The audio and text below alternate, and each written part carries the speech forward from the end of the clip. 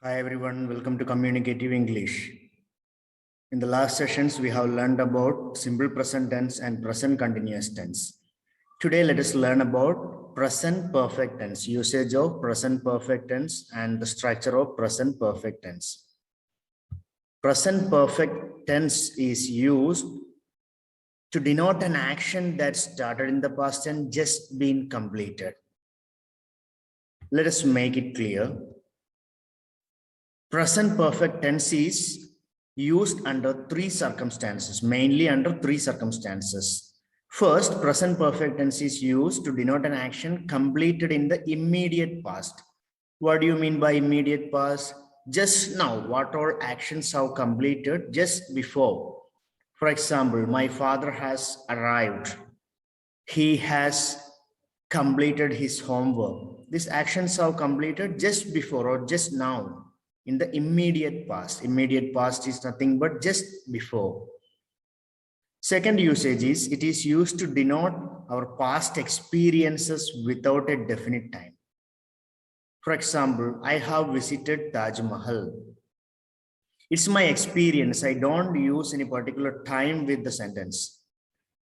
There is a contradiction when you compare simple past and present perfect. Simple past also does the same, but with a definite time. I visited Taj Mahal last month. When I say this is simple past, because I use a specific time there. Whereas when I say I have visited Taj Mahal, that is my experience. I have read Gulliver's Travels. I have been to Mumbai. All these are my experiences and it doesn't require any definite time. So the second usage of present perfect tense is to express an action without a definite time. And third usage is known as evidential usage, an action completed in the past and whose evidence is visible now. Let us see one after the other. First, I have visited Taj Mahal. It's my experience and I don't make my definite time of visit, my visit's definite time. I don't mention the time of my visit. It's my experience. I have read Gulliver's Travel or I have watched Saho. So and so are my experiences. Whereas when I said with a definite time, it must be in simple past tense. We'll learn it in the next forthcoming sessions. I read Gulliver's Travel yesterday. I visited Hyderabad last week. These are all not my experiences, but an action that I have done in the past with a definite time. So always remember when you use present perfect tense, try to make it your personal experience. Like I have visited Taj Mahal. I have eaten pizza. When I say I have eaten pizza, that is my experience of eating pizza. Third usage is evidential usage, as I have told you. It has rained. What is the evidence for the rain? The ground is wet, the road is wet. That is the evidence.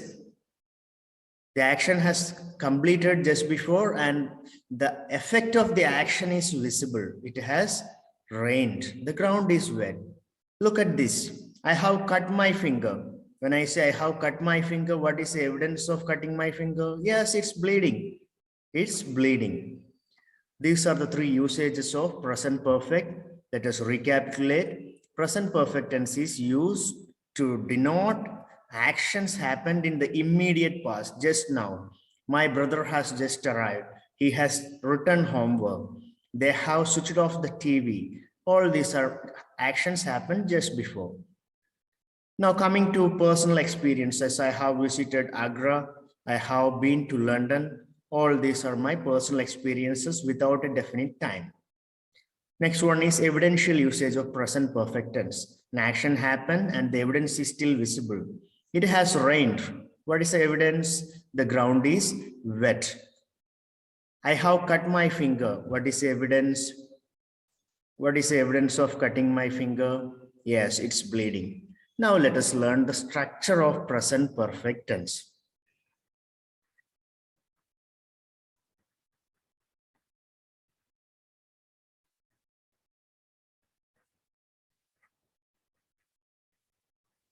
Present perfect tense. As we have learned in the previous sessions, first let us start with positive structure or affirmative structure.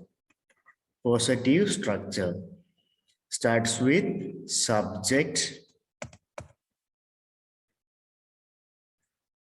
subject plus has or have plus verb 3. Third form of the verb is to be used with the perfect tenses. All of you please remember third form of the verb V3 plus object. Always we need to use third form of the verb after we use the auxiliary verb has or have. Let us have an example. Now you will have a doubt what to use have and what to use has. Have is used with all the plural subjects and also I. Has is used with third person singular. Third person singular. Let us create an example. I have. V3 form is to be written. Let me take the verb write. Write, V1 form is write, V2 form wrote, and V3 form is written. I have written homework. I have written homework. Another example, she has eat. V1 form, ate, V2 form, and eaten, V3 form. She has eaten mango. We have used has here because she is third person singular. And one more example, they is plural, so have. They have played chess.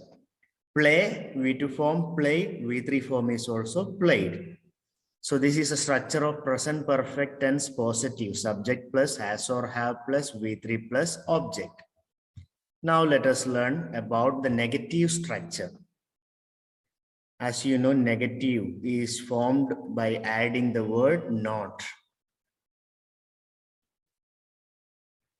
Subject plus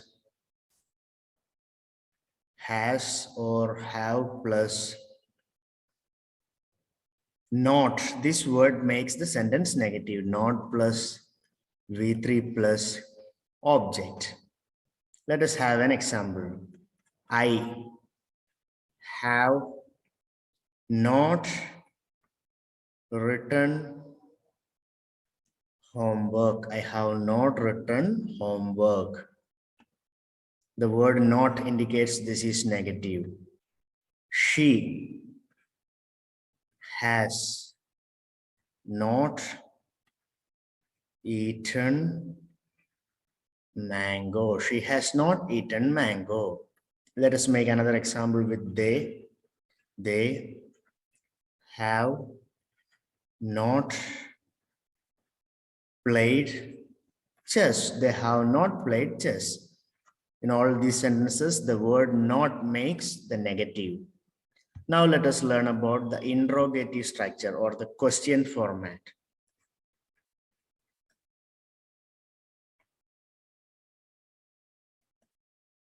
Interrogative. We should start with auxiliary verb has or have plus subject plus V3 plus object plus question mark. Let us make an example. Have, I'm going to select the subject as you, so I need to use have. Have you written? Have you written homework? Question mark. Let me take another example. Has she eaten mango? Has she eaten mango? One more example. Have they played chess? Have they played chess? This is the interrogative form of present perfect tense. If you add WH word to this interrogative, you get WH questions as we discussed before. What have you eaten? What have you eaten? Where have you gone? Where have you gone? When have you come? In this manner, you can create interrogative sentences using WH words. Now, exercise.